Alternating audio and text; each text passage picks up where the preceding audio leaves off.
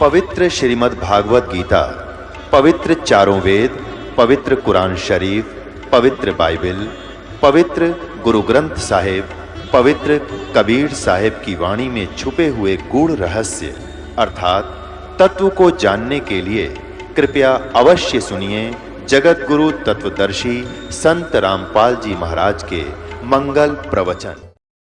अच्छी संपत्ति थी, संपत्ति का वो वारिस था 50% का। उन्होंने 500 रुपये देकर अपना कांटा निकाल दिया, उमरवा दिया। रिलेटिव ने सोचा, रिश्तेदारों ने सोचा भी बीमार था, मर गया, कोई बात नहीं, बात आई गई हुई।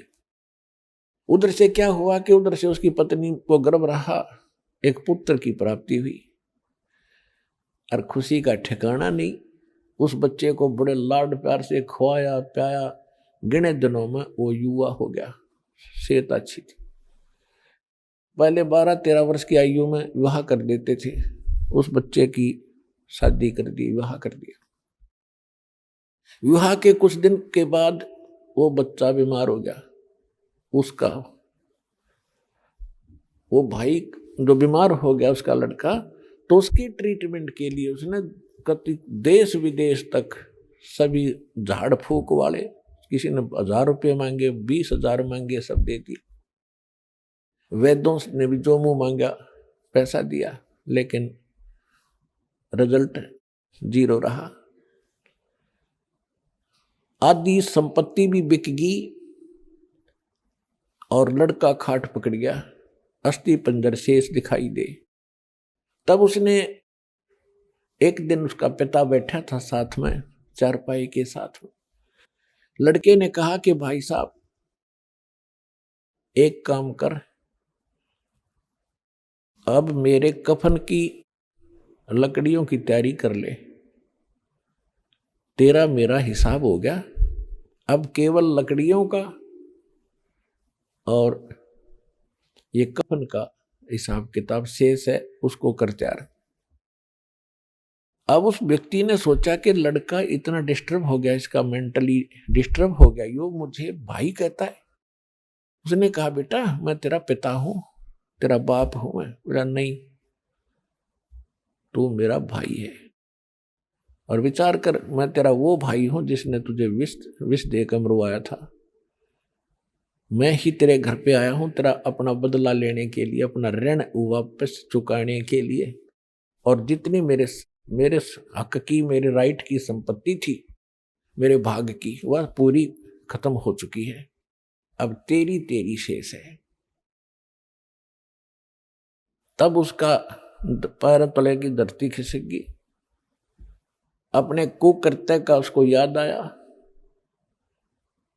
तब उसने पूछा कि अभी एक बात बता दे, मैंने तो जैसा जुल्म किया था मेरे सामने आ गया, एक ही पुत्र हुआ, आगे आस नहीं, मेरा तो कुल नाश हो ही गया।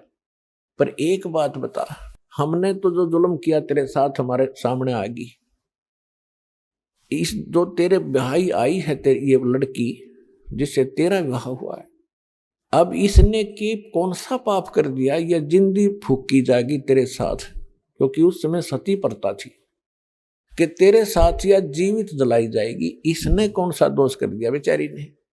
तब उसने बताया कि वो डॉक्टर कहाँ है, वैद्य कहाँ है जिसने मुझे विष दिया था कि तेरे 4 वर्ष के बाद उसकी मृत्यु हो गई थी। तो लड़का कहने लगा ये वही दुष्ट आत्मा है, अब यह जिंदगी फूकी जाएगी। ऐसा ही हुआ, ये कहकर शरीर छोड़ गया।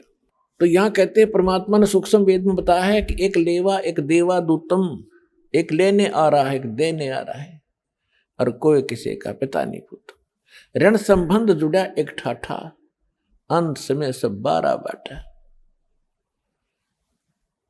और इसको फाइनल समझ लेना, जो भी आपका बेटा है या बेटी है, पिता या पुत्र है या माता है, पत्नी है, ये आपका लेन देन कोई ऋण है इनके साथ, ये पूरा करना पड़ेगा। अब ये है कि जैसे हमने किसी का ऋण देना है और हमारी इनकम इतनी है नहीं, तो हम हमेशा भयभीत से रहते हैं, लज्जित से रहते हैं। और यदि हमारी इनकम ठीक हो जाए तो ऋण दे देंगे खुश होकर, कि हो गया, ऋण हो भी जाता है, कोई बड़ी बात नहीं। तो अब परमात्मा आपको ऐसी नौकरी देगा, ऐसी भक्ति देगा, उसकी मजदूरी करियो, और इससे आपके वो ऋण बहुत आसानी से सुलझ जाएंगे, बेटे का हो चाहे बेटी का हो। और फिर समर्थ के पास एक पावर है, मासा घटे न तिल बधे, विद ना लिखे जो लेख, सच्चा सतगुरु मेट कर ऊपर मार दे मेघ। आपका आपस का कोई ऋण देन है और आप शरण में आगे परमात्मा की, वो कैंसिल कर देगा। जा भाई मेरा तो ऋण था यो, और माफ कर दिया। बच्चों को मैं दूंगा तुम्हारे, इनको पालूंगा पोसूंगा, इनके संस्कार बनाऊंगा। आप हो ऋण मुक्त, आप भी पार, ये बच्चे भी पार हो जाएंगे। तो ऋण खत्म कर दिया दोनों का। जैसे एक बार सरकार ने, जो सरकार से लोन ले रखा था लोगों ने, घना हो गया था, ब्याज पे ब्याज चले था, बहुत परेशानियां थी। कुछ एक तो किसान आत्महत्या भी कर गए थे ऋण के मारे। फिर सरकार ने वो माफ कर दिया, हो गया बरी, बस खत्म हुई, टेंशन खत्म होगी। तो इसी प्रकार यह सच्ची सरकार है कबीर परमात्मा, आपके सारे ऋण माफ कर देगी। एक दूसरे का जेड़ा जो कति सुलझा देगी, और फिर भक्ति करेंगे। ऐसा विधान बनाया जाएगा पुण्यात्मा, और सबको स्वीकार्य होगा इस ज्ञान के आधार से। विवाह में कोई खर्च नहीं करेंगे हम, आगे बच्चों को कोई लेन देन हम नहीं करेंगे, क्योंकि फिर ऋण एक दूसरे फिर शुरू हो जाएगा। तो बच्चे भी इस बात को समझेंगे, बेटियां भी, हम यहाँ के हैं ही नहीं, हम तो सतलोक के वासी हैं, वहां जाएंगे, वहां कोई चीज का अभाव नहीं, वह ऐसी सृष्टि है, वहां जाकर परिवार बनेगा आपका। जो आपको यहाँ बेटा बेटी पति पत्नी माता पिता अच्छे लगते हैं, सारे भक्ति करो, एज इट इज वहां जाकर परिवार बन जाएगा। हमारे ये ठाठते हैं, इस गंदे लोग में रहना जरूरी है। आज आप किसी गांव में रह रहे हो और थोड़ी सी जमीन है, मुश्किल से हैंड टू माउथ हो रहे हो, और आपको किसी दूसरे राज्य में 100 एकड़ जमीन दे दे, लगा ट्यूबवेल हो और सारी सुविधा हो, बड़ा मकान, और आपको कहें भाई चलो वहां, क्या करोगे आप? छोड़ उस 1.5 किले ने और चलो वो 2 मिनट में जा बैठोगे, झांको भी कोई ना उसकी तरफ। तो ऐसी स्थिति है सतलोक की, वहां जाओगे ठाठम ठाठ हो जाएंगे तुम्हारे।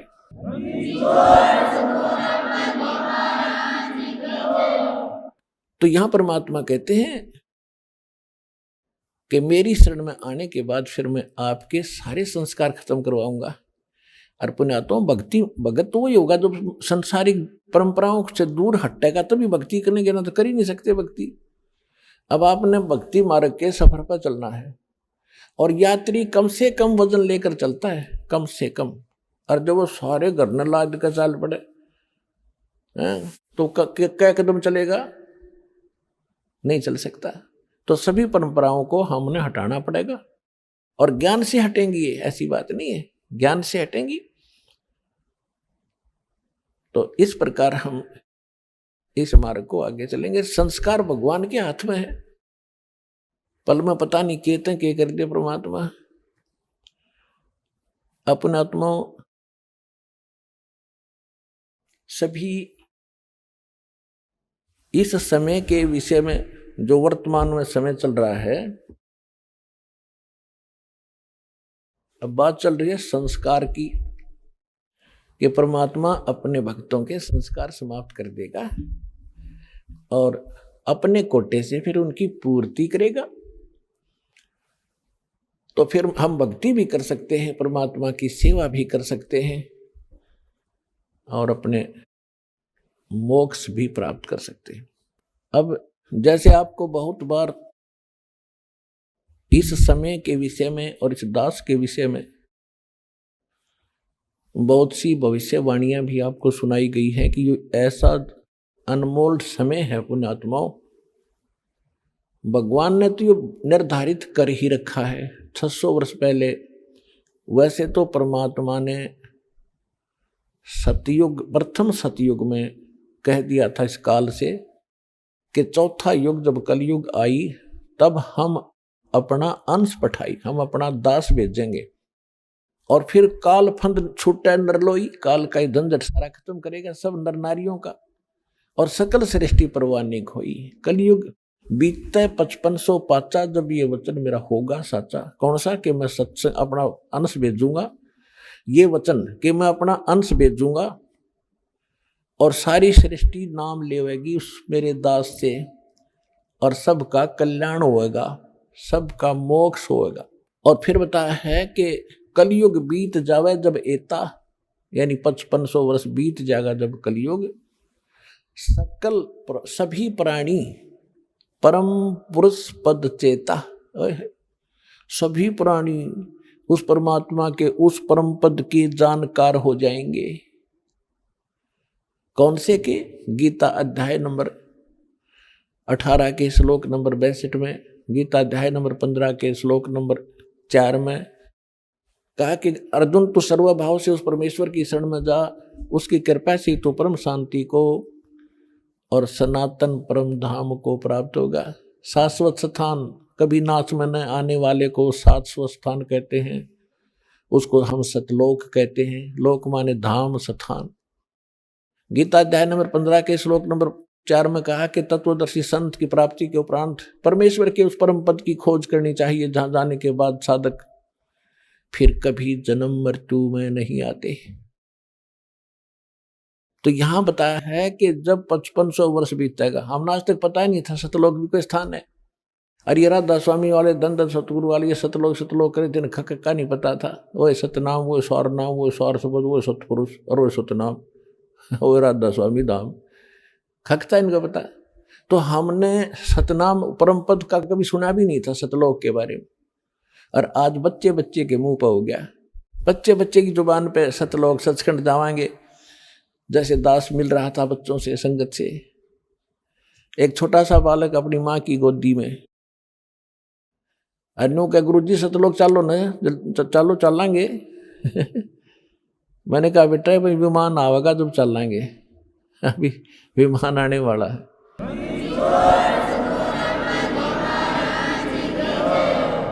तो यहाँ कहा कि पूरा विश्व, पूरा सभी प्राणी परमेश्वर के उस परम पद की परिचित हो जाएंगे। तो उसी के विषय में जैसे आपने कल भी सत्संग में सुना था, एक फ्लोरेंस नाम की भविष्य वक्ता अमेरिका की थी, वो भारत के संत के बारे में गुणगान कर रही है। नास्ट्रेदम्स फ्रांस का रहने वाला था, वो भी कहता है भारत में एक महापुरुष संत आएगा जो पूरे विश्व को सच्चा ज्ञान देगा और एक शब्द समाज की स्थापना करेगा, विकार रहित होगा, आपस में बुराई नहीं रहेगी, लड़ाई नहीं रहेगी। तो उसी के संबंध में थोड़ी सी और सुनाते हैं आपको। एक ये पुस्तक है, पुरानी सी, हाथ लगी है किसी भगत का।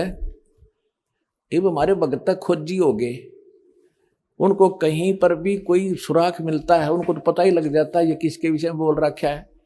अब नास्ट्रेदम्स की भविष्यवाणी या किसी भी संत की, उस संत के विषय में तो भविष्यवाणी है, कोई किसी पर सेट कर रहा है, कोई किसी पर कर रहा है, वह पूरी हो ही नहीं सकती। अब हाथी के कपड़े को, अस्त्र को और जोटे पर धर के देखे कीता होगा, वो तो हाथी पर फिट होगा, वो जिसका है। यह एक पुस्तक है, एक पुरानी फटी पुरानी सी है किताब। ये देखो, युग निर्माण की सुनिश्चित संभावना, ये तो इसका नाम है, टाइटल है। लेखक है इसका बलराम सिंह परिहार, प्रकाशक है युग निर्माण योजना, गायत्री तपोभूमि मथुरा से। बस इतना ही उल्लेख है इसका, ज्यादा आगे नहीं लिखा, ये फटा हुआ ज्यादा है। ये देखिएगा, इसके पृष्ठ नंबर 19 पे यानी 19 पे क्या लिखा है कि स्वाधीनता यानी आजादी के 4 वर्ष बाद एक शक्तिशाली धार्मिक संस्था प्रकाश में आएगी और सारे संसार का उद्धार करेगी। उद्धारक इस संस्था का स्वामी संचालक होगा। अब यहाँ ये क्या है कि किसी एक भविष्यवाणी है, हंगरी नाम का कोई भविष्य वक्ता था, उसकी ली है इसने, अपनी पुस्तक तैयार की है, लोगों की सुन सुना के पटपटाकर। तो इसने अपने हिसाब से इन्होंने उस पर सेट कर रखी है। इसका अर्थ ये था कि 1947 में भारत स्वतंत्र हुआ, उसके 4 वर्ष बाद दास का जन्म होया 1951 में। इसका अर्थ तो ये बनता है कि स्वाधीनता के 4 वर्ष बाद 1951 में एक संत का जन्म होगा जो धार्मिक संस्था को ऐसी बनाएगा जो पूरे विश्व का कल्याण करेगी। यहां थोड़ी सी गड़बड़ कर जाते हैं। अब और दिखाते हैं। ये देखिएगा 23 पृष्ठ पे है, ये 23 पृष्ठ है। इस 23 पृष्ठ पे यहां लिखा है, इस संगठन का स्वामी संचालक कोई ग्रस्त व्यक्ति होगा। अब तक दुनिया में सबसे बड़े विचारक के रूप में ख्याति प्राप्त करेगा। वह व्यक्ति सामाजिक उत्तरदायित्वों से लेकर संसार के सब देश शांतिपूर्ण कैसे रहें, उसकी यह व्यवस्थित आचार संहिता तैयार करेगा। उसके जीवन भर के संग्रहित विचारों को यदि एक पुस्तक में लिखा जाए तो बहुत बड़ी पुस्तक बन जाएगी। इसका अर्थ ये है। यहाँ एक 29 पृष्ठ पे देखिएगा, 29 पृष्ठ पे, एशिया के किसी देश, संभवतः भारतवर्ष में, एक नम्र ग्रामीण परिवार में एक महान आत्मा ने जन्म ले लिया है, जो एक महान आध्यात्मिक क्रांति का सूत्रपात, संचालन और नियंत्रण करेगा। इसके पीछे क्रियाशील आत्माओं की शक्ति होगी जो संसार की वर्तमान विकृत परिस्थितियों को बदल डालेंगी। 1999 में ये क्या बोला गया है कि एक ऐसे व्यक्ति ने जन्म लिया है जिसकी अकेले ही उत्पादित शक्ति किसी भी शक्ति संपन्न राष्ट्र के बराबर होगी। वह एक भाषा, एक संस्कृति, एक धर्म की आचार संहिता सर्जन करेगा। यहां देखिएगा 43 पृष्ठ पे,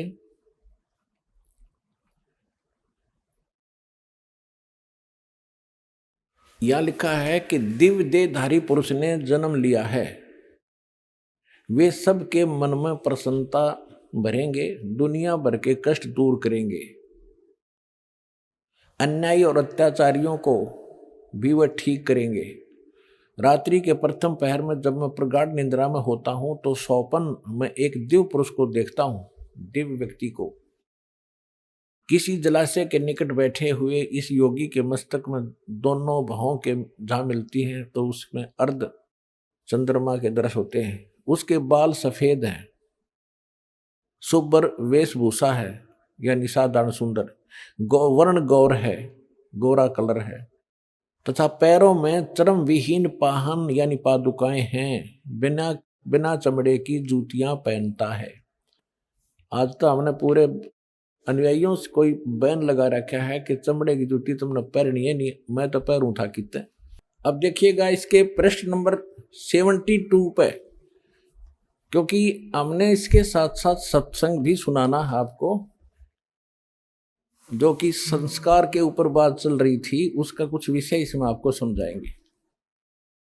इसके 72 पृष्ठ पर देखिएगा, यहां लिखा है कि इतिहास के अद्वितीय महापुरुष के बारे में नॉस्ट्रेडमस ने भी कुछ संकेत दिए हैं। उसके मस्तक में चंद्रमा होगा, वेशभूषा बहुत सादी होगी, यानी लाल पीले कपड़े नहीं होंगे उसके, लंगोट लंगाट बांध कर नहीं घूमेगा। 2 विवाह होंगे, 2 पुत्र होंगे, 2 पुत्रियां होंगी। अब यहां इसके ऊपर थोड़ा सा आपको संस्कार का भी बताऊंगा कि जैसे इसने लिखा है नॉस्ट्रेडमस जी ने कि उसके 2 पुत्र होंगे, 2 पुत्री होंगी, 10 के 4 संतान है, एज इट इज। और जो ये भविष्य वक्ता होते हैं या दार्शनिक होते हैं, इनको जो भी होना है, जो भगवान ने निर्धारित कर रखा है, वो ही देख सकते हैं। और निर्धारित करनिया भगवान है, वो उसने घटा बढ़ा भी सकता है जब समय आने पर, वो उसकी अपनी मौज होती है।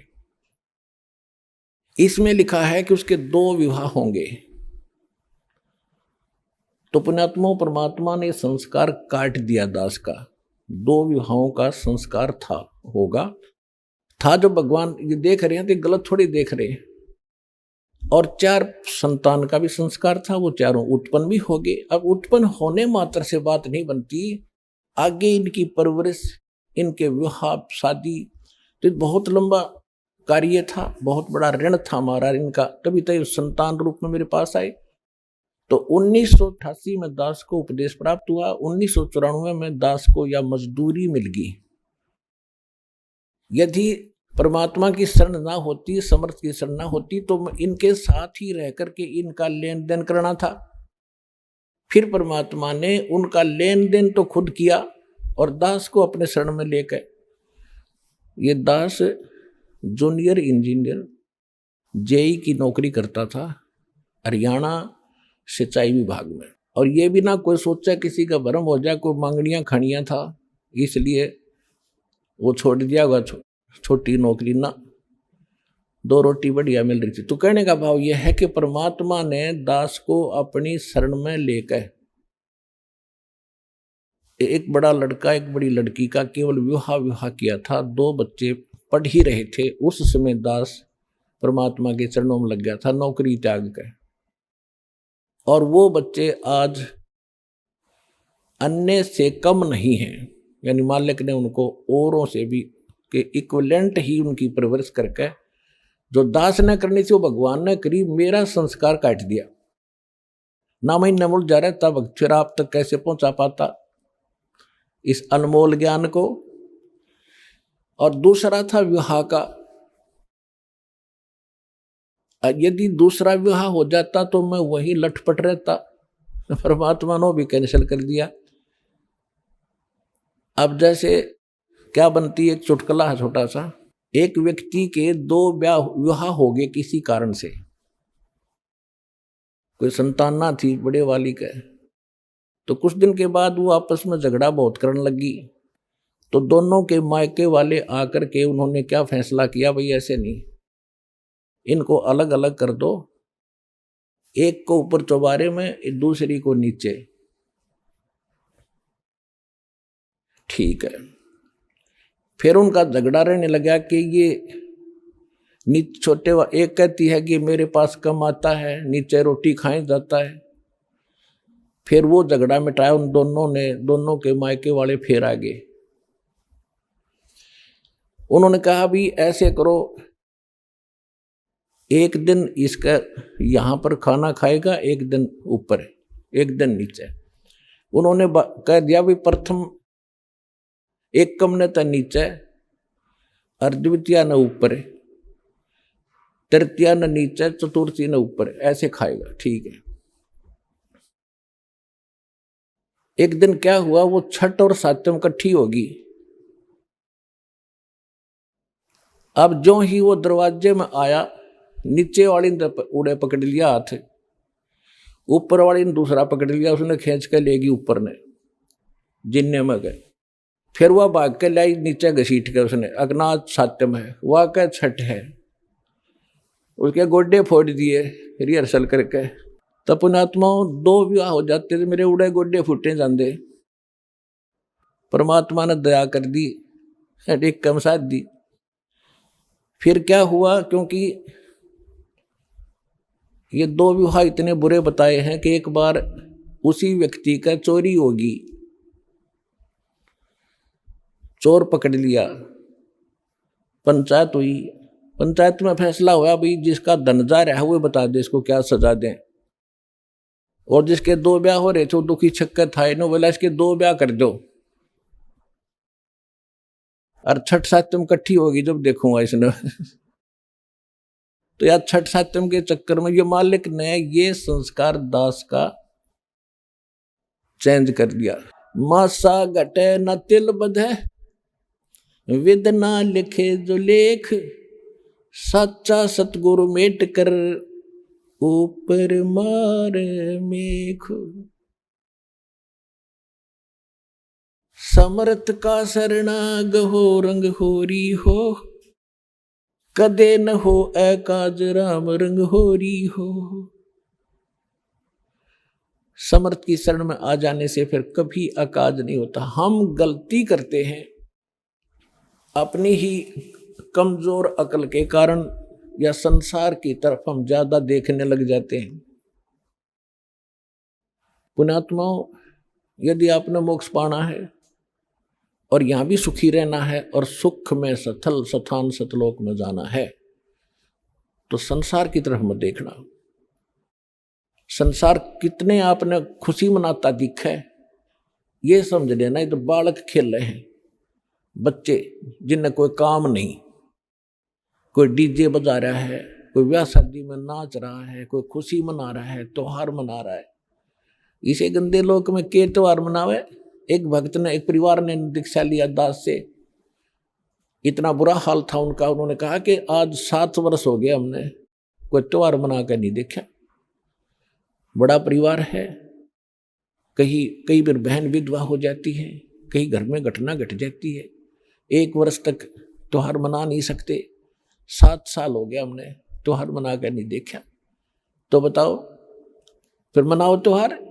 तो परमात्मा कहते इस गंदे लोक में के त्योहार मनावे और के नाचे कूदे। ब्याह के समय में एक लड़के का विवाह हो रहा था, पहले दिन तो डीजे बजाओ, घुट्टी लाओ, नाचे कूदे, पूरा मस्ता रखा। अगले दिन दुर्घटना मृत्यु होगी उस दुल्हे की, बहन जावा था राय में, रास्ते में। अब वो परिवार टक्कर मार रहा है, बुरा हाल हो रहा है, इकलौता पुत्र था। तो यहां संत कहते हैं इस गंदे लोक में और तुम यहां खुशी मना रहे हो, घनी पी रखी तुमने, ये नशा ज्यादा हो गया इस काल की भांग का। जब आपकी यह भांग उतरेगी आप हंस के दिखाई दियो ढंगते, आपको पता चलेगा कहाँ फंसे हैं। 1 सेकंड में ना जाने के बिजली गिर जाए, आज खुशी मना रहे हैं कल टक्कर मार के रो रहे होंगे। तो इससे भी बचने के लिए आपने इस परमेश्वर कबीर जी की शरण में पड़ा रहना होगा। और जो यहां से निकल जाता है, मर्यादा भंग कर दी, वो यहां से गया, फिर अन्य स्थानों पर बैठेगा। अब जैसे बच्चे स्कूल जाते हैं, पहले दास ने जब स्कूल जाना प्रारंभ किया तब हमारे यहाँ पढ़ाई की विशेष व्यवस्था नहीं थी। व्यवस्था स्कूल तो था मिडिल तक का, लेकिन एक रुचि नहीं थी पढ़ने और पढ़ाने की। तो मेरा साथी थे जो, हम पहले पाली जाया करते पशुओं के, किसान परिवार में दास का जन्म है। तो वहां अपने मस्ती तक कूदने खेलने खूब ठाठ से, कोई काम नहीं था।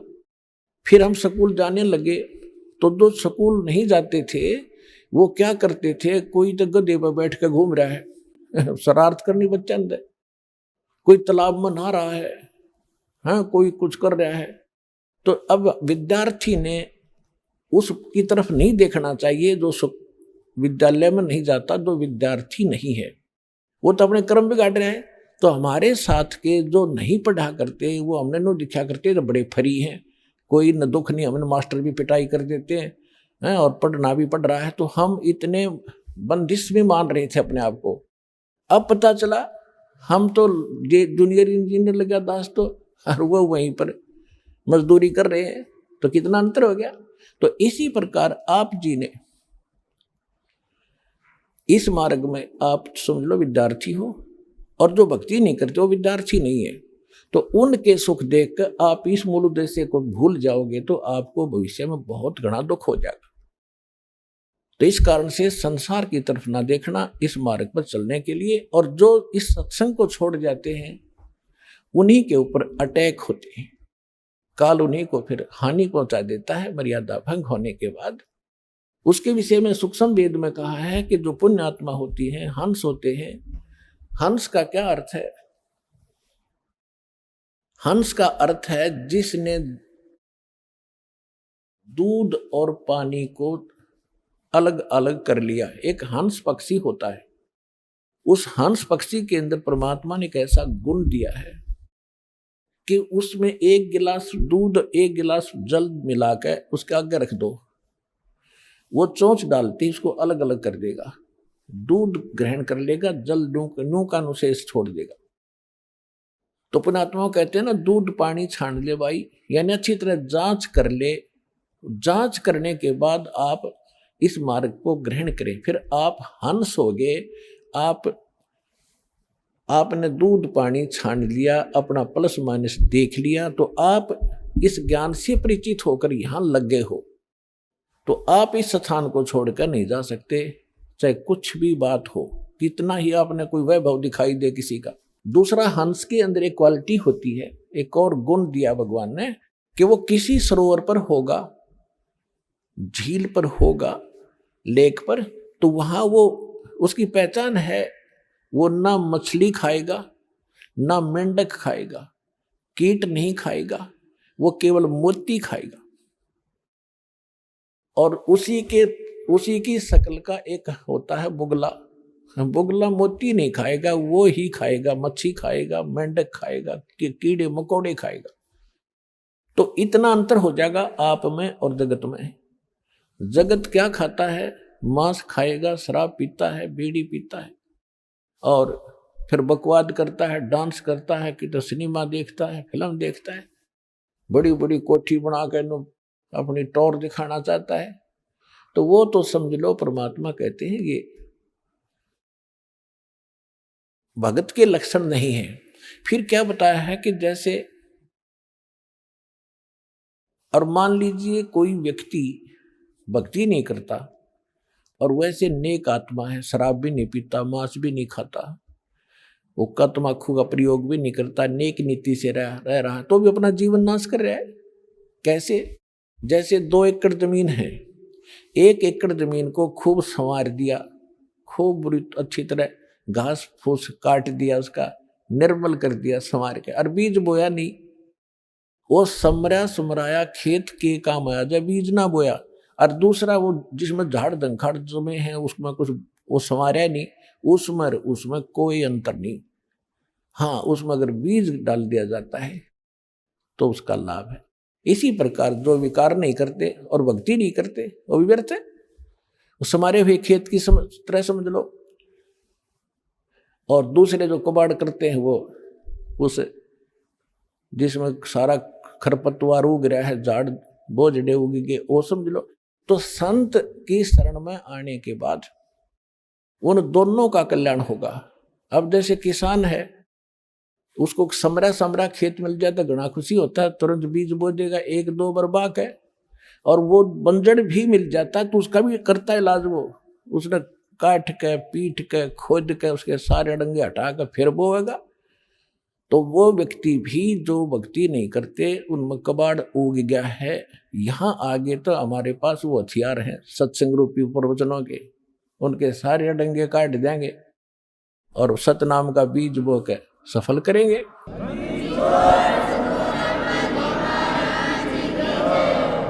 अब क्या बताया है कि जो हंस वृत्ति के व्यक्ति हैं, जो इस ज्ञान को समझ कर आते हैं, वो यहां से जा नहीं सकते, यहां छोड़ नहीं सकते इस स्थान को। उनकी कैसी दशा होगी है? बंदी छोड़ दयाल जी, तुम तक हमारी दौड़े, जैसे कागज जहाज का अब सूजत और न ठोरे। जैसे समुद्री जहाज के अंदर कौवे बैठकर चला जाता है, कौवा रात्रि के समय बहुत दूर निकल जाता है जहाज। कौवा जाता क्यों है? क्योंकि वहाँ वो यात्री खाना खाकर उसके टुकड़े डाल देते हैं, वो खूब परिचित होता है कि खूब छकूंगा वहां पर मैं। तो रात्रि के समय वो निकल जाता है काफी दूर, जहाज 100-200 किलोमीटर, तो वहां जहाज ही जहाज दिखता है, या समुद्र, दूसरी वस्तु किनारा की तो दिखाई नहीं देता। और वो पुराने समय में क्या होता था, ये चालक होते थे जो जहाज के, उनके से इंस्ट्रूमेंट हुआ करते, दिशा सूचक, और वो कई बार चुंबकीय जो चट्टान होती हैं उनके कारण उनके वो दिशा डिस्टर्ब हो जाती थी, बिगड़ जाती थी। तो सुबह उठकर जो चालक होते थे, वो अपने उस इंस्ट्रूमेंट को, अपने दिशा सूचक को की जांच करने के लिए कौवे का प्रयोग किया करते।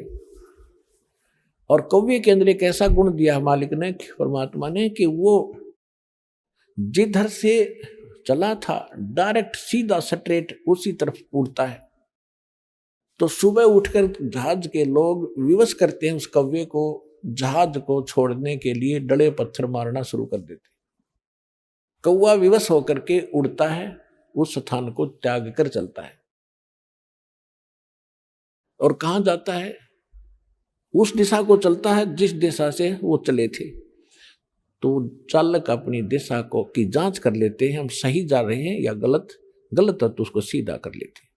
फिर कौवा कुछ देर तो जाता है समुद्र में के ऊपर ऊपर, फिर उसको कहीं स्थान दिखाई नहीं देता। जहाज के अतिरिक्त यदि वो कहीं उतरता है तो डूब कर मरे, वो तुरंत नाश को प्राप्त हो।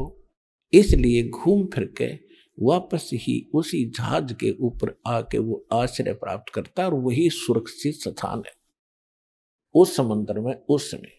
तो पुण्यात्माओं, जब आपको ये स्थिति आ जाएगी कि इस विश्व में कबीर पर जैसा भगवान नहीं और इस रामपाल दास जैसा ज्ञान नहीं और बरवाला आश्रम जैसा स्थान नहीं और ऐसा भक्ति और विधि नहीं इस पृथ्वी पर, तो पुण्यात्माओं आपकी वो दशा होगी लास्ट में कि हे बंदी छोड़ दयाल जी, तुम तक हमारी दौड़े, जैसे काग जहाज का अब सूझत और न ठोरे। अब क्या बताया है सूक्ष्म वेद में? परमात्मा ने बताया है कि इस स्थान सत्संग को, ऐसे ज्ञान को, ऐसे भगवान को कौन छोड़ कर जाते हैं? कहते न्योड़ नाद सुभान गति, ये लड़े भवंग हमेशे, जड़ी जान जगदीश है, विष नहीं व्यापे शेष। अंश गवन करते नहीं, मान सरोवर छाड़े, ये कौवे उड़ उड़ बुगले उड़ उड़ जाते हैं, वो खाते मांसाहारे। अंश दशा तो साधु है, सरोवर है सत्संग, मुक्ता हलबाणी चुग चढ़े नवेला रंग। अब इन 4 पंक्तियों में निर्णय कर दिया पुणात्मों, ये है वो वेद, सूक्ष्म वेद। इसकी आधी पंक्ति में रहस्य भरे पड़े, यानी अमृत से भरी पड़ी है ये। इसमें क्या बताया है कि न्योड़ नाद सुभान गति और लड़े भुजंग हमेश और जड़ी जान जगदीश है, विष नहीं व्यापे शेष। क्या बताया इसमें कि जैसे एक नेवला होता है, जानवर नेवला इस गिलहरी जैसा होता है। एक न्योड़ होता है, न्योड़ देसी भाषा में न्योड़ कहे, न्योड़ नेवला कह दें शुद्ध भाषा। वो एक बहुत बड़े सर्प के साथ युद्ध शुरू कर देता है, लड़ाई शुरू कर देता है। लेकिन वो लड़ाई कैसे करता है? एक जड़ी होती है, एक बूटी होती है जंगल में, उसको उसके निकट जाता है, उसमें से कुछ महक निकलती है, उसको अपने श्वास के द्वारा ग्रहण कर लेता है, अपने सांस में भर लेता है और उस सर्प के सामने आकर आमने सामने होकर श्वासों से उसको छोड़ देता है। और उस जड़ी की इतना दुष्प्रभाव होता है सर्प के ऊपर, वो उसको चक्कर आने शुरू हो जाते हैं। तो ऐसे वो एक बार छोड़ के गया, फिर भर लिया, इतना वो सर्प फिर होशमा इतना फिर आ ले, यानी उसको कति करके अचेत और फिर मुंडी पकड़ के उसकी रगड़ रगड़ के मार डालता है।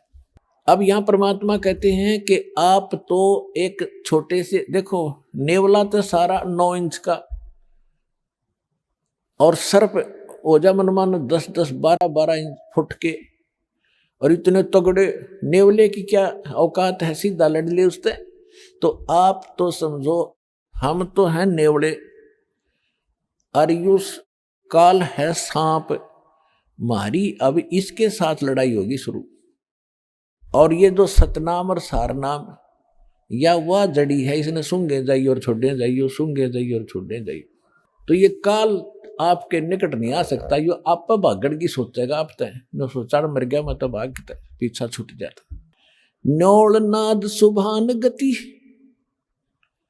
ये लड़त भुजंग हमेशे, जैसे न्योला सर्प के साथ लड़ता है, ऐसे वो नाद, वो शब्द, वो मंत्र, उस जगदीश का जो मंत्र है, उस परमात्मा का यथार्थ जो मंत्र है, वह वो जड़ी है।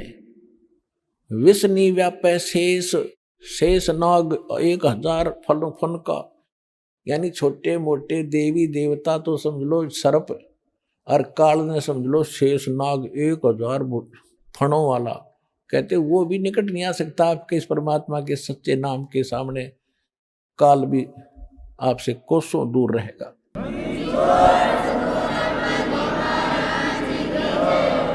और देखो क्या बताया, कितना गजब। नेक्स्ट पंक्ति में और कमाल कर दिया। अंश गवन करते नहीं ये मान सरोवर छाड़े। हंस, हंस, आप हंस हैं तो तत्व ज्ञान को समझ कर आए हो। आपने दूध और पानी छान लिया। दूसरे आपने विकार त्याग दिए, बीड़ी शराब मांस तंबाकू दान दहेज ये बकवाद नहीं करोगे तो आपने वो आप मेंढक मच्छी नहीं खा सकते। कहते हैं अनसा देश सुदेश का और पड़ा कुदेशा आए, जिनका चारा मोतियां वो गोग्यों क्यों पतियाए। ओए होए, कितनी प्यारी वाणी बोल रखी है कि ये जीव, ये हंस मेरा बच्चे उस सुदेश के थे, अच्छे लोक में रहा करते थे, और ये गिर गए इस कुदेश में, बुरे देश में आ गए। और जिनका चारा मोतियां, जो हंस मोती खाते हैं वो घोग्यों क्यों पतियाए। घोगे यानी कीड़े मकोड़े, आपने देखे होंगे ये संकले से है ना, छोटे छोटे जीव होता है ना, मांस का टुकड़ा सा। और ये जो कौवे हैं बुगले हैं, ये उन घोग्या ने खाया करे, कीड़ा ने। तो कहते जिनका चारा मोतियां, जिनको ये पता लग गया हम तो सतलोक के रहने वाले हैं, ये गंद थोड़ा ही खाया करते हैं, मांस खाना, शराब पीना, बकवाद करना, तम्बाकू पीना, ये कोई ये हंसों के काम, अच्छी आत्माओं के काम थोड़े ये। तो जब आपको कहते हैं हंसा देश सुदेश का और पड़ा कुदेशा आए, और जिनका चारा मोतियां वो गोग्यों क्यों पतियाए। गोग्यों के ऊपर कैसे प्रसन्न होंगे वो नहीं खा सकते। राम नाम के मोती खाएंगे, परमात्मा के गुण गाया करेंगे, रोज डेली भक्ति करेंगे, दान करेंगे, धर्म करेंगे, इनका तो ये थे वो मोती, ये खाने चाहिए थे। परमात्मा कहते हैं चारों युग में मेरे संत पुकारे, और कूक कहा हम हेल रे, ये हीरे माणिक मोती बरसे, ये जग चुगता ढेल रे। परमात्मा कहते हैं चारों युग में मैं आया और जिन प्यारी आत्माओं से मैं मिला उनको ज्ञान दिया।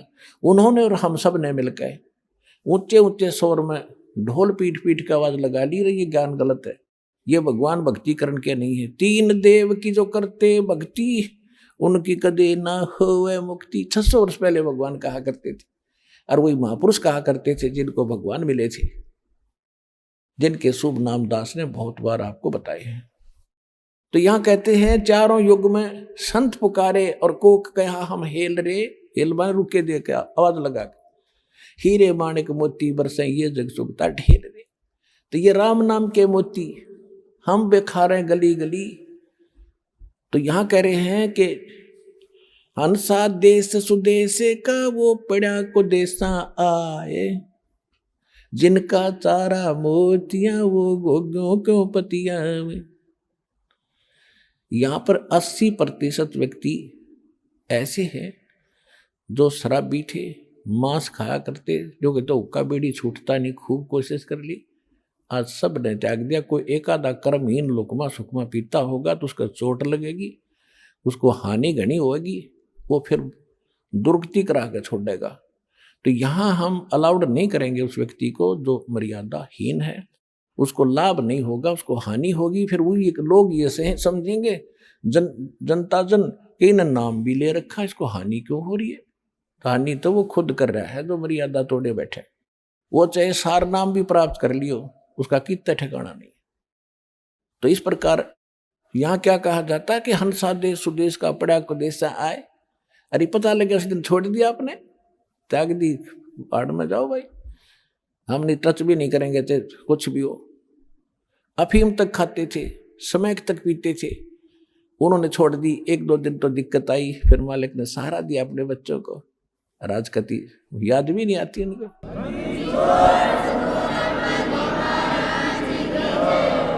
अब क्या बताते हैं, हंस गवन करते नहीं वो मान सरोवर छाड़े।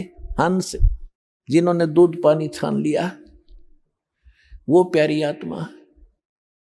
यानी दूध पानी छानने का मतलब है कि ज्ञान सुन लिया, प्रमाण देख लिए, सदग्रंथों से मेल कर लिया, बस खत्म हुई कहानी।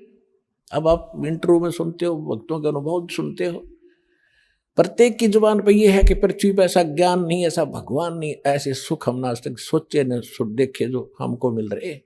तो भगवान को इसलिए खोजा करते थे कि वो इसे सुख देता ही देता है। भगवान ने ना मिला था हमने, परमात्मा मिलने के बाद फिर दुख के मांगा आपके। वाह भाई वाह। हंस गवन करते नहीं ये मान सरोवर छाड़े। हंस तो उस मान सरोवर को कभी छोड़कर नहीं जागा जहां पर मोती होंगे। और बुगले उड़ उड़ जाते हैं वो खाते मांसाहारे। वो बुगले ही नहीं थे, क्या करते वहां पर, क्योंकि वो तो मोती है, वहां पर गोगे हैं नहीं, वो कीड़े मकोड़े हैं कोई नहीं। वो तो वहां जाएंगे जहां कीड़े मकोड़े मच्छी मंडक मिल रहे हैं उन्हें खाने को। तो जो हंस हैं वो यहां से नहीं जा सकते। अब क्या बताया है, हंस दशा तो साधु हैं। साधु माने जिसने अपने आप को साध लिया, बुराई छोड़ दी, सीधा साध सोए जो सीधा चले, सीधा में विकार रहित, बकवादे छोड़ के, वो साध है। और साध का कोई लाल पीले कपड़े साध बना है क्या? आप सारे साध हो, आप सारे भक्त हो, आप हंस हैं जिन्हें बुराई त्याग कर भगवान की भक्ति प्रारंभ कर दी। हंस दशा तो साधु है, सरोवर है सत्संग। अब निर्णय भी कर दिया कि ये सत्संग है, ये तो है सरोवर जिसमें मोती के अतिरिक्त कुछ नहीं, या बकवाद नहीं है। और जिन जो बुगले हैं, जो हंस हैं, वो यहाँ कति खुश होकर आएंगे। उन्हें चाहिए मोती खाने, उन्होंने तो राम नाम के चर्चा भगवान की चलती सारा दिन। भाई बहन बैठकर बतलाती हैं आपस में, भाई बालक से चर्चा करते हैं, बहनें आपस में बताते हैं हमें ये सुख हुआ, हमें ये सुख हुआ। तो ओनों का भी दिल डटता है कि सचमुच हमें भी कभी ना कभी मारी भी सुनाई होगी इस सच्चे दरबार में। जब सबकी हो रही है तो होगी सबकी, लेकिन आपने हिम्मत रखनी पड़ेगी, को थोड़ा समय देना पड़ेगा दाता को। धीरे धीरे रे मना, धीरे सब कुछ हो, माली सींचे सोगड़ा, समय आए फलो। एक आम के पौधे को हम बोते हैं, पहले गुठली बोएंगे, बीज, फिर धीरे धीरे कई दिनों में तो अंकुर दिखेगा उसका, फिर पेटा भरेगा, कहाँ के में चिमका थोड़ा सा, फिर धीरे धीरे उसके 2 पत्ते आएंगे, फिर 4-5 हो जाएंगे, फिर धीरे धीरे, यानी उसकी सिंचाई प्रॉपरली करते रहना। और नू ना देखना कि 15 दिन के बाद इसके आम तो ना लगे, आम लगेंगे, थोड़ा समय दो। और एक बार करके देखो पूरा, उसने इतने आम लगेंगे खुद भी खा लोगे और पड़ोसी भी तोड़ लेंगे और रिश्तेदारी में भेज दोगे तो भी खत्म ना होगी। तो राम नाम का बीज सद्भक्ति आपको दिया है। तो राम नाम का बीज वास्तविक पूर्ण परमात्मा आपको अब मिले हैं। जो बीज बोया है आपने, इसको एक बार सिंचाई करो इसकी, दान धर्म से, भक्ति सिमरण से, और देखना फिर आपके मुंह का थूक सूख जाएगा। ये बताते बताते दूसरों को कि मुझे के लाभ दिया, आधे तक भूल भी जाओगे, याद भी ना रहेंगे, 5-6 याद आया करो, बताएं बच्चे को ये और रह गई, ये और सुख दिया भगवान ने।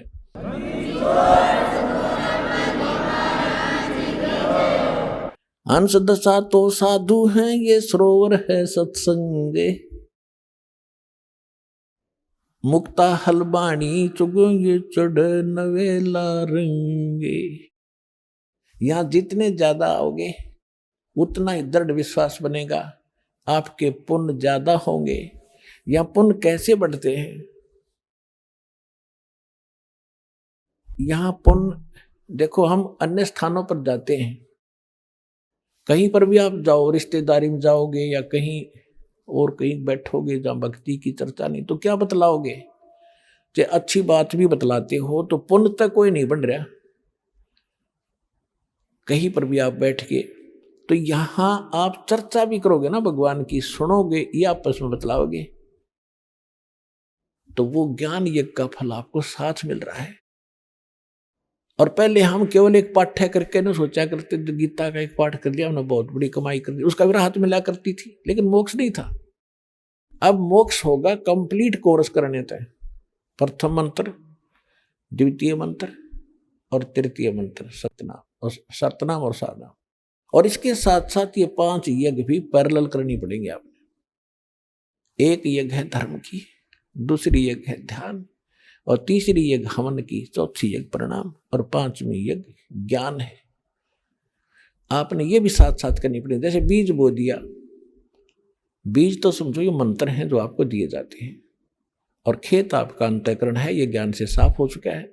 अब इसमें सिंचाई की जरूरत पड़ती है, तो ये 5 यज्ञ जो हैं ये आपकी सिंचाई करेगी। और ज्ञान यज्ञ जो है ये आपके अंतःकरण का अड़ंगा खरपतवार साथ के साथ साफ भी करेगी। पहले भी इसी का काम था सफाई करने का, कस्सी और कसोलियां थे, हल और ट्रैक्टर से, ये समझ लो यो ज्ञान यज्ञ है। तो ये 5 यज्ञ प्रॉपर चलेंगे साथ की साथ। तो जैसे एक यज्ञ है धर्म की, आप देख रहे हो यहाँ कितने दूर दूर से भक्त आ रहे हैं, कितने 2,000 1500 किलोमीटर से छोटे छोटे बच्चों को लेकर अपनी माता पिता को, बूढ़े बूढ़ों को साथ ला रहे हैं। पता लग गया कि इनका जीवन सुधर जाएगा। आइए अब हम उन श्रद्धालुओं के अनुभव जानते हैं जो जगत गुरु तत्वदर्शी संत रामपाल जी महाराज जी से दीक्षा प्राप्त कर चुके हैं तथा उनके द्वारा बताए गए भक्ति मार्ग पर चल रहे हैं। नमस्कार जी। सत्साई जी। क्या नाम है बहन जी आपका? कमलेश। बहन जी आप कहाँ से आई हैं? पंजाब लुधियाना से। बहन जी संत रामपाल जी महाराज से नाम दीक्षा लेने से पहले क्या आप कोई भक्ति साधना भी करती थी? संत रामपाल जी महाराज से नाम लेने से पहले जो भी घर में देवी देवताओं की पूजा होती थी वही पूजा करते थे, और कटु श्याम की पूजा करते थे। जो परिवार वाले करते थे वही करते रहते थे। तो फिर आप संत रामपाल जी महाराज की शरण में कैसे आई? संत रामपाल जी महाराज की शरण में 99 में हमारे मामा जी के घर पे सत्संग हो रहा था। वहाँ पे हमें सत्संग सुना, परमात्मा ने एकदम सारी सृष्टि की रचना सुनाई। और जैसे कि पहले परमात्मा ने मेरे को दर्शन दे चुके थे, मैं बचपन में बीमार थी, बीमार होने के कारण मैं कहती थी परमात्मा अगर आप धरती पे हो तो मेरे को बचा लो। तब परमात्मा ने, कबीर परमात्मा के दर्शन मेरे को पहले हो चुके थे। फिर उनकी शरण में जैसे ही परमात्मा का स्वरूप देखा और सृष्टि ज्ञान सुना, वही परमात्मा मेरे को मिले। वो जो परमात्मा का स्वरूप मैंने देखा था वही परमात्मा के स्वरूप के साथ में दर्शन हुए थे। दर्शन होते ही मेरे को है ना परमात्मा ने पिछला जन्म दिखा दिया कि भाई आप मेरे भक्ति पिछले जन्म में भी करते आ रहे थे बेटा, मैं आपके लिए दुखी पा रहा हूँ कि मैं मेरे बच्चे ऐसे भटके हुए हैं और ज्ञान मार्ग देने के लिए मैं आया हूँ, आपको श्लोक ले जाने के लिए आया हूँ भक्ति दे के।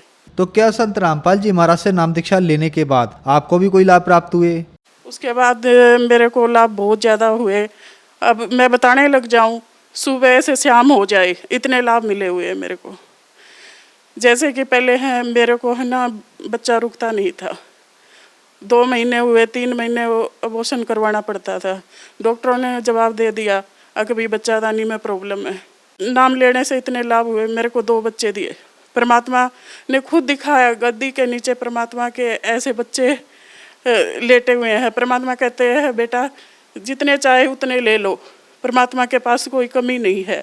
मैं कहती हूँ गुरुजी जो भी आप दोगे वही मैं लूँगी।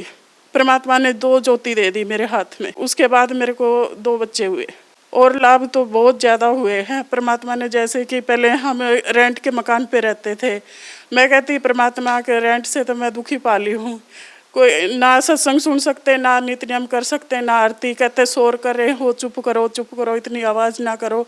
परमात्मा कभी मेरे को भी है ना घर चाहिए। परमात्मा ने स्वप्न में आके कहते बेटा अगर आपको घर चाहिए, मैं कहती हाँ परमात्मा आपकी भक्ति में बाधा आ रही है, मेरे को घर चाहिए। तो परमात्मा स्वप्न में आके मेरे को प्लाट नंबर बता के गए और वही प्लाट नंबर हमें लिया। पहले गलियों में घूमते रहते थे, कभी प्लाट नंबर कोई नहीं मिला हमें। और एक बारी हमारे घर में चोर घुस गए थे रात के समय पर, मेरे बच्चे को उठाने के लिए आए थे, तो मैं सो रही थी। परमात्मा कहते बेटा उठ, तेरे घर में चोर घुसे हुए हैं। फिर परमात्मा ने 2 बारी आवाज़ लगाई, तीसरी बारी परमात्मा थोड़े गुस्से से बोले, अगर बेटा उठ, तेरे घर में चोर घुसे हुए।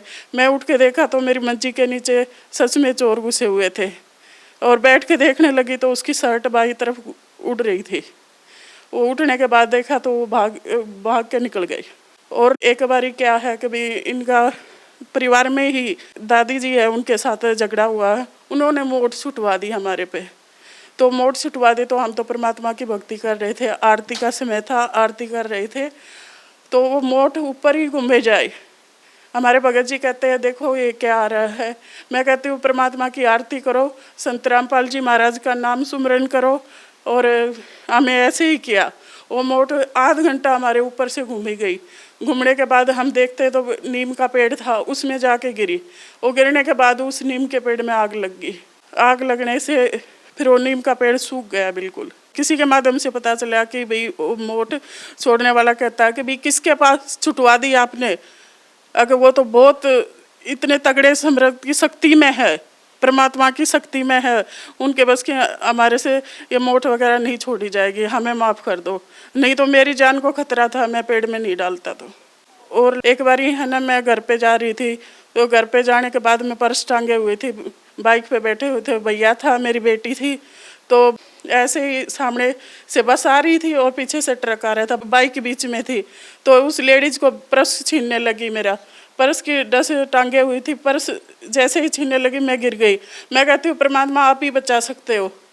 तो इतना 5 मिनट का जो गैप था 15 मिनट का कर दिया परमात्मा ने, और मैं नहीं ट्रक आया, इतनी देर में नहीं बस आई। संत गुरु रामपाल जी महाराज ने बचा ली। फिर संत गुरु रामपाल जी महाराज के पास गई मैं दर्शन करने के लिए। गुरुजी ने कहा बेटा आज तेरा जन्म इतना ही था, खत्म होने वाला था, यह जन्म दान तो परमात्मा ने दिया है। और परमात्मा तो मेरे को इतना ज्ञान दिया है, इतना निर्मल ज्ञान, कभी इस धरती पे पहली बार ज्ञान मिला है। और लाभ ये हुए कि मेरी माता जी की डेथ हो गई 8 महीने पहले ही। फिर वो मेरे सपने में आई। सपने में आने के बाद कहती है बेटी तो अपनी साधना में लगे रहना, और अच्छी परमात्मा आए हुए हैं, इनकी शरण को छोड़ना मत, आप लगे रहना। और ऐसे ही है ना, मेरे ससुर जी थे, उनके भी पेन होता था पैर में, तो पेन होता था, इतना होता था कि भी ज़मीन में लेट जाते थे। ज़मीन में लेटने के बाद कहते थे परमात्मा आज मेरे को बचा लो, इतना दर्द होता है, या तो उठा लो। फिर सत्संग सुनाते थे तो पिताजी को बोले, मैं कहा पिताजी आप नामदान ले लो, आपका दर्द ठीक हो जाएगा। कहते हैं कि भी आपके गुरुजी को बोलो कि भी मेरे को ठीक कर दे, और फिर मैं नामदान ले लूँगा। परमात्मा ने 2 दिन में दर्द कम कर दिया, और तीसरे दिन तो दर्द का पता ही नहीं चला, वो ठीक हो गए।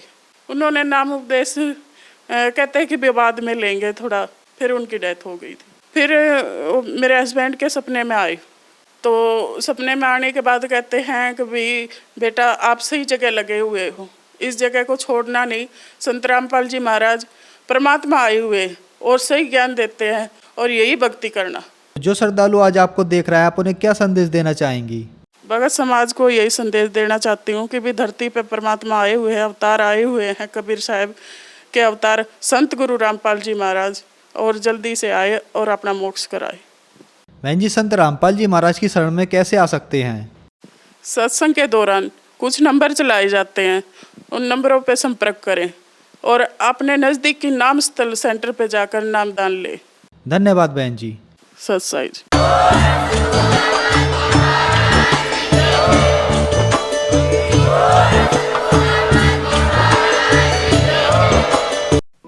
आप सुन रहे थे जगत गुरु तत्वदर्शी संत रामपाल जी महाराज के मंगल प्रवचन। अधिक जानकारी के लिए संपर्क करें।